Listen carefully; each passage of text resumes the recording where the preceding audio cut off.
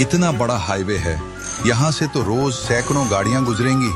अगर मैं यहाँ एक छोटी सी चाय की टपरी लगा दूं, तो शायद मेरी किस्मत भी इस सड़क की तरह आगे बढ़ जाए। मगन के चेहरे पर कई सालों बाद उम्मीद की हल्की सी मुस्कान खिल उठी, मानो उसकी बुझी हुई आंखों में फिर से सपनों की रोशनी लौट आई।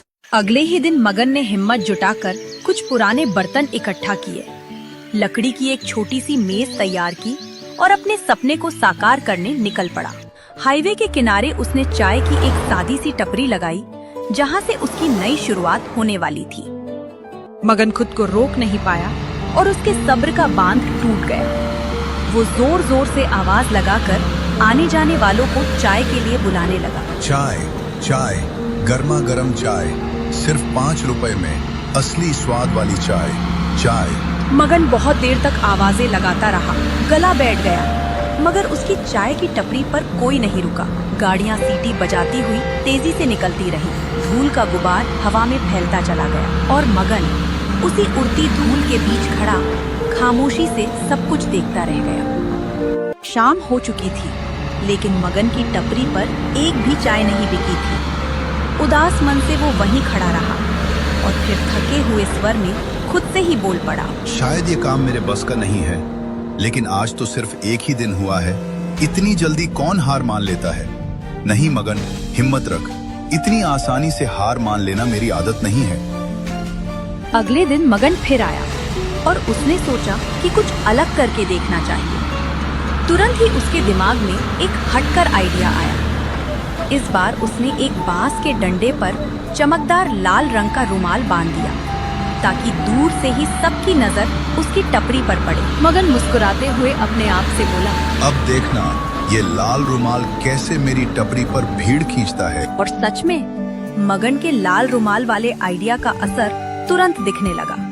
थोड़ी ही देर बाद एक बाइक तेजी से आकर उसकी टपरी के पास रुकी। वो बाइक वाला अपने वाहन से उतरते ही मगन से बोला, भैया एक चाय देना। मगन के हाथ थोड़ा कांप रहे थे, लेकिन उसकी आंखों में उम्मीद और खुशी की चमक साफ झलक रही थी।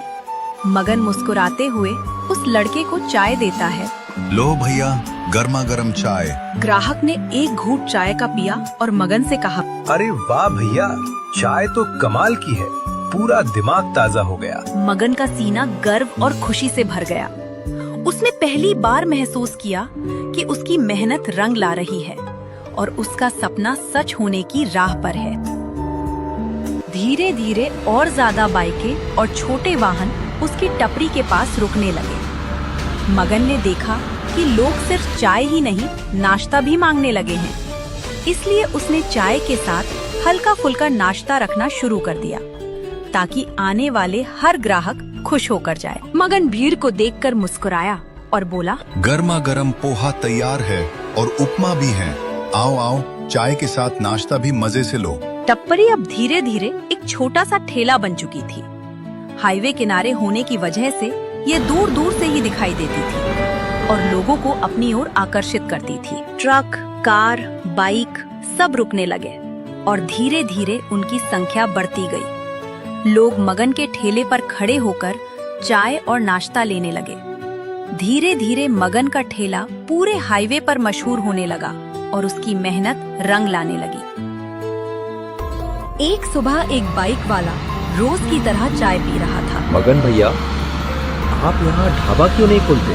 मगन हैरानी से कहते हुए बोला, ढाबा और मैं? हाँ भैया, जगह भी है और ये रास्ते के किनारे है। अगर आप यहाँ ढाबा खोलते हैं तो रोज सैकड़ों लोग रुकेंगे, आपको अच्छा मुनाफा होगा और मेहनत रंग लाएगी। मगन ने उस सुझाव को दिल में बसा लिया और अब हर पल सिर्फ अपने सपने के बारे में सोचने लगा।